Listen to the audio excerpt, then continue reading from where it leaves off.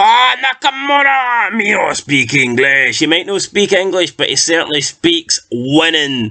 Nakamura with 2 victories tonight and then turning his attention on the champion, Seth Rollins. Welcome back, guys, to Fog Wrestling for your Monday Night Raw review. It was a post-SummerSlam show, and Nakamura all of a sudden went from looking like a mid-carder to a guy that is going to take the belt off of Seth Rollins. How did that happen in the space of 3 hours? Well, we'll talk about it. But what did we not get in this 3 hours? First of all, we didn't get Brock Lesnar. Why did we not get Brock Lesnar?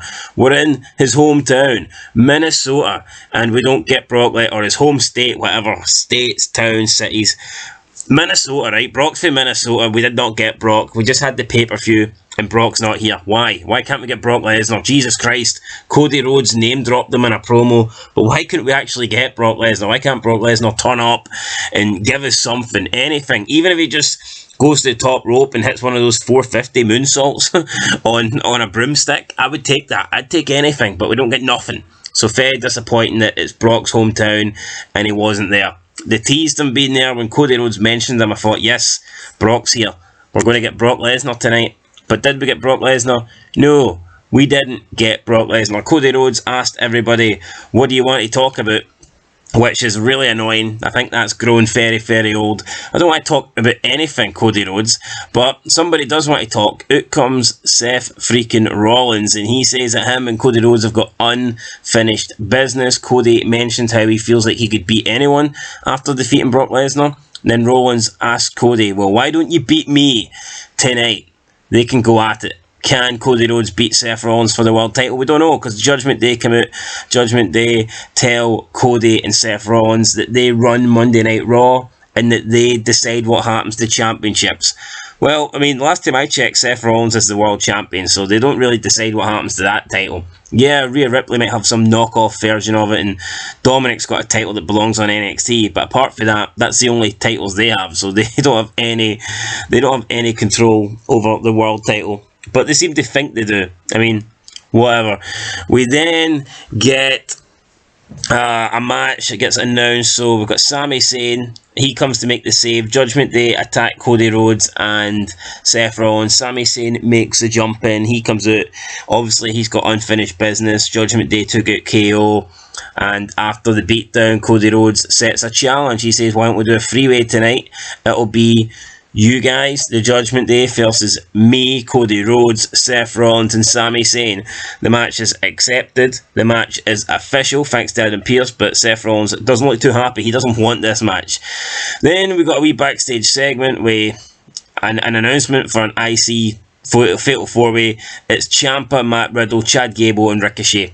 Decent wee match here. Winner gets a shot at Gunther, and Chad Gable won. And I tell you what, I want Chad Gable to beat Gunther before he gets the IC title reign record. I think Chad Gable should be the man that takes the belt off him. I'd really like to see it. Chad Gable defeats Ciampa, gets the 1-2-3 with the Chaos Theory. He got a pretty big pop tonight as well. So yeah, no, I think we could see Chad Gable versus Gunther. I think this would be really good for Gable. I think he's been one of the better things on Raw, the Alpha Academy. He's been entertaining, let's put it that way. I do enjoy Chad Gable, so if that leads to him getting a run with the IC belt, then great. Plus, Gunther, I'm bored of Gunther. He needs to lose. I'm bored of all these long title reigns. Gunther, Roman Reigns, Austin Theory. We need to get some new champions here to freshen this up a little bit. We then got a segment backstage. Seth Rollins not happy with Cody Rhodes, but Sami Zayn, he played Peacemaker, and he basically got everything squashed. So yeah, the match tonight is going to go ahead. We then got the Miz backstage. He's going to do a photo shoot. He says, I'm ready now. The person tells him, oh, you're going to have to wait, Miz. Someone's already took your spot. The Miz looks over, and he sees LA Knight. LA Knight, the guy that's on SmackDown. Yes, SmackDown's LA Knight is on Raw doing photo shoots. Yet people tell me the brand split's not dead. Strange that, because it looks pretty dead to me. Nakamura versus Bronson Reed up next. And by the way, guys, I do have a sore throat, but we're going to get through this. We're going to get through this with you, brother. Yeah, so Nakamura versus Bronson Reed. Nakamura defeats Bronson Reed. Bronson Reed goes for the top rope splash. Nakamura moves it away. Then he hits two Shinkazas. One to the back of the head, one to the front of the head. 1, 2, 3. It's all over. I mean, they try and big up big Bronson Reed, but he's just a big fat bum at the end of the day, isn't he? I mean, 6 foot tall, it's not overly tall.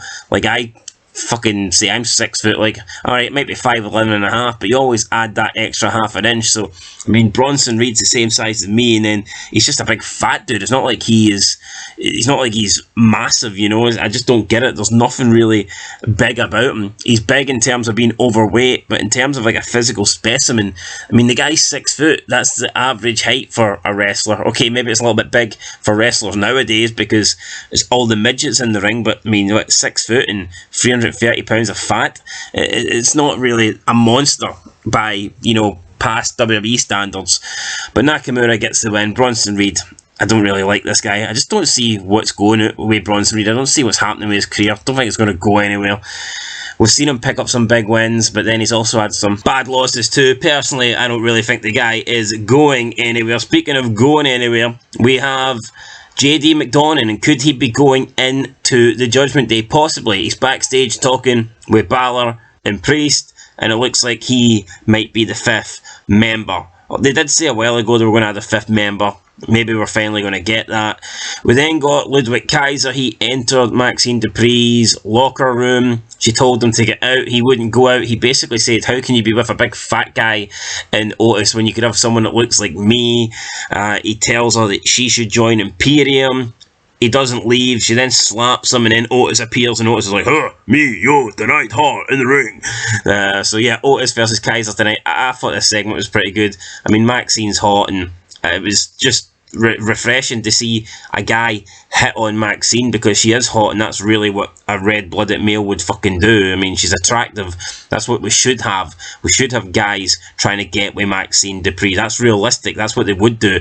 I mean, they wouldn't be out in the ring, you know, just acting like a goofball. They'd be trying to get with the hot chicks. So I mean, it is what it is. Then we had Becky Lynch come out to cut a promo. She was interrupted by Zoe Stark. Zoe Stark said she's the most dangerous woman in the WWE. She's not a puppet for anybody. This brought out Shayna Baszler. Shayna Baszler says she's the most dangerous woman. And of course, this leads to a match where Shayna Baszler defeats Zoe Stark when Becky throws some like lemonade in her face. I mean, you know, I mean, who cares? Who gives a shit? We then get JD McDonagh taking out Sami Zayn backstage. So obviously they're down a member now. The officials say that he can't compete. We then get Nakamura. He approaches Seth Rollins and he says, "Me, your teammates tonight." And Seth Rollins accepts it. So that means that Sami Zayn is out and Nakamura is in. We then got Chad Gable saying that tonight is going to be a special night. Then The Miz and LA Knight have a bit of a promo in the ring. The Miz says that LA Knight is cosplaying as an Attitude Era star. LA Knight threw some fables at The Miz. He tried to tell The Miz that his career's down the toilet, but he was going to say, your toilet's down the career, but he quickly corrected himself. Pretty good promo for LA Knight and The Miz, and the LA Knight basically saying that you got accepted by WWE because you're The Miz, you're safe. I had to travel a rocky road because I'm the man. I wouldn't let anyone bully me like they bullied your little bitch ass in the locker room. So, I mean, I like LA Knight and I like The Miz, even though he has like grown very stale over the years. I still think The Miz is pretty good. Then we got Kaiser defeating Otis because Gunther came out and helped them. Big boot for Gunther. Kaiser got the win. Chad Gable came out and made the save. Imperium bolted from the ring, and then we had Gunther just stare at Chad Gable, and that was pretty much that. So Chad Gable versus Gunther. Can we get a Chad Gable win? Yes, please. Shush. Anyway, that was it. We moved on to the Viking Raiders. They cut a promo backstage about how they're looking for blood and all this stuff, looking for a sacrifice. And then their ass got sacrificed against the New Day. So, really pathetic here. The Viking Raiders, I remember there was a period of time they were like unbeaten on SmackDown for like a year, but because the Usos held the belts, it means they could not challenge because we're both heels, so they just delayed the big push, and then they took a defeat, and then since then they've just been jobbed out. So yeah, the Viking Raiders are going nowhere now.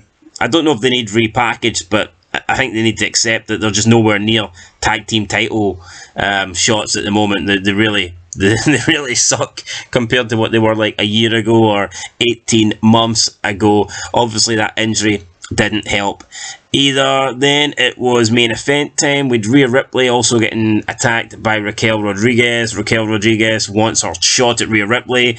We had Candice LeRae and Indy Hartwell as well. They were involved, and it's like, what are these two doing? Indy Hartwell, Candice LeRae, just doing absolutely nothing on Raw. I don't know why Candice was brought back, and I don't know why Indy was called up, but just a waste of fucking airtime. Then we get the main event, 6-man tag. I mean, it was okay.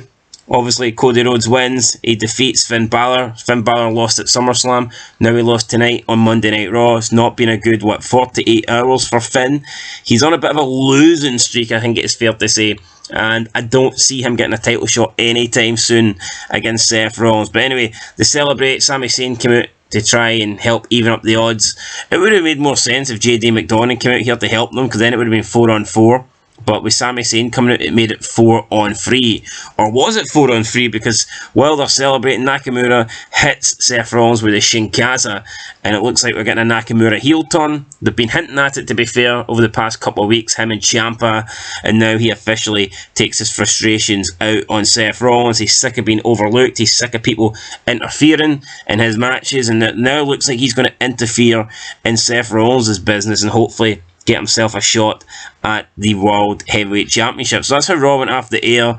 Seth Rollins down, Cody Rhodes and Sami Zayn thinking, what the hell did you do, Nakamura? And Nakamura walking away happy with himself, thinking potentially that he can get a shot at Seth Rollins' World Championship. So, you know what, guys? I was fucking wrecked tonight, but I don't think Raw was that bad. Maybe Raw seems better when you're tired.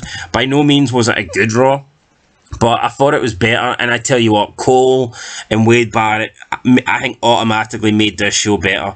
I'll give it a 3 out of 10. That's probably good. No, wait, that's harsh. I'll get a 4. I'm going to get a 4 out of 10. 4 out of 10 for me. I enjoyed the new commentary. So yeah, I mean, probably the highest rating I've given Raw in like fucking 10 years. So 4 out of 10, guys. That's it. I'll catch you in the next one. Till then, peace.